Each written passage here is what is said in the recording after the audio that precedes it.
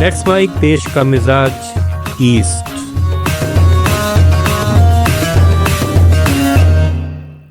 Let's mic देश का मिजाज में खबरें पूर्वी भारत से।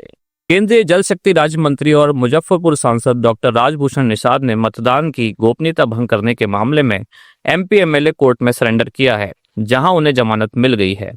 यह मामला 2019 लोकसभा चुनाव के मतदान के दिन का है, जब वे वीआईपी के उम्मीदवार थे। उनके खिलाफ एफआईआर और चार्जशीट पहले ही दर्ज हो चुकी है। वे 2024 में कांग्रेस के अजय निषाद को हराकर सांसद बने हैं। बिहार के मुजफ्फरपुर में साइबर ठगी के मामलों में पुलिस ने अब तक 2000 से अधिक बैंक खातों को फ्रीज किया है। पिछले 3 वर्षों में दर्ज मामलों में करीब 10 करोड़ रुपए जब्त किए गए हैं। पीड़ित अपनी राशि पाने के लिए निचली अदालतों से हाईकोर्ट तक गुहार लगा चुके हैं। जून 2023 से अब तक साइबर थाना में 189 मामले दर्ज हुए हैं, जबकि अन्य थानों में 250 से अधिक केस आए हैं। शातिर ठग फर्जी कंपनियां और बेनामी खातों के जरिए ठगी कर रहे हैं। पुलिस गिरोह के अन्य सदस्यों की तलाश में जुटी है। बिहार में मानसून की दस्तक के बाद कई जिलों में भारी बारिश हो रही है। गया जिले में 2 दिन की बारिश के चलते फल्गु नदी में गुरुवार को बाढ़ आ गई। मानपुर पुल के नीचे सो रहे 12 लोग बाढ़ में फंस गए। स्थानीय लोगों, तैराकों और एसडीआरएफ की टीम की मदद से सभी को सुरक्षित बाहर निकाल लिया गया। घटना पंचदेव धाम घाट के पास 4 लेन पुल के नीचे हुई है। नीट 2024 पेपर लीक कांड के मास्टरमाइंड संजीव मुखिया के नेटवर्क पर ईडी ने पटना और रांची में छापेमारी की।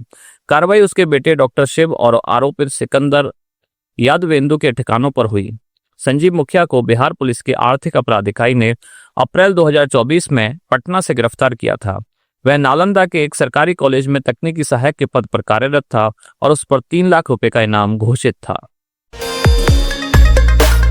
मुजफ्फरपुर में दाखिल खारिज मामलों में लापरवाही पर डीएम सुब्रत कुमार सेन ने मुशहरी और कांटी अंचल के सीओ और उनकी टीम पर 1.97 लाख रुपए का जुर्माना लगाया है।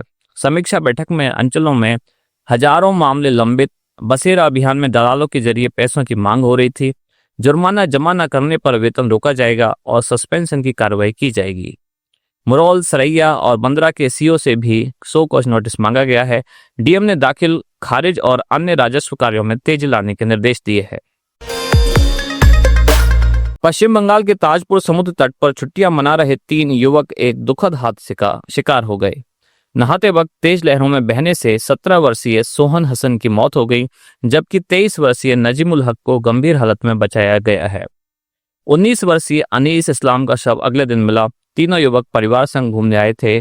खुशी के पल अचानक मातम में बदल गए। पश्चिम बंगाल की कालीगंज विधानसभा सीट पर उपचुनाव के तहत गुरुवार को दोपहर 1 बजे तक 45% मतदान हुआ। मतदान शांतिपूर्ण रहा। हालांकि कांग्रेस ने तृणमूल पर एजेंट हटाने का आरोप लगाया, जिसे टीएमसी ने खारिज किया। यह उपचुनाव टीएमसी विधायक नसीरुद्दीन अहमद के निधन के बाद हो रहा है। रायगढ़ एयरपोर्ट पर इंडिगो की दिल्ली से आई फ्लाइट 6E6312 का मुख्य दरवाजा तकनीकी खराबी के कारण नहीं खुल पाया, जिससे यात्रियों को 30 मिनट तक विमान में ही रुकना पड़ा। फ्लाइट में पूर्व मुख्यमंत्री भूपेश बघेल, विधायक चतुरीनंद और मेयर मीनल चौबे सहित कई यात्री सवार थे। बाद में दरवाजा खोलकर सभी को सुरक्षित बाहर निकाला गया।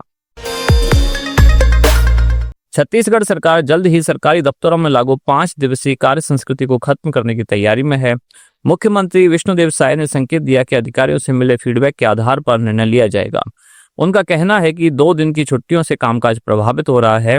यह व्यवस्था पिछली भूपेश बघेल सरकार ने फरवरी 2022 में शुरू की थी। छत्तीसगढ़ के जीपीएम जिले में बीते 24 घंटों में शॉर्ट सर्किट से 2 घरों में आग लगने की घटना हुई है। पहला मामला निमधा गांव में अशोक जायसवाल के घर का है, जबकि दूसरा मामला घगरा गांव में किसान रामलाल के घर का है। दोनों घटनाओं में घर का सारा सामान जलकर खाक हो गया। प्रशासन ने राजस्व प्रकरण बनाकर पीड़ितों को मुआवजा देने की बात कही है।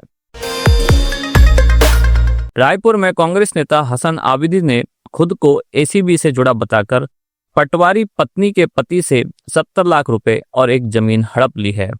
आरोपी ने 2.5 करोड़ रुपए की मांग करते हुए फर्जी रिश्वत केस में फंसाने की धमकी दी। आप सुन रहे थे let's mike more than radio.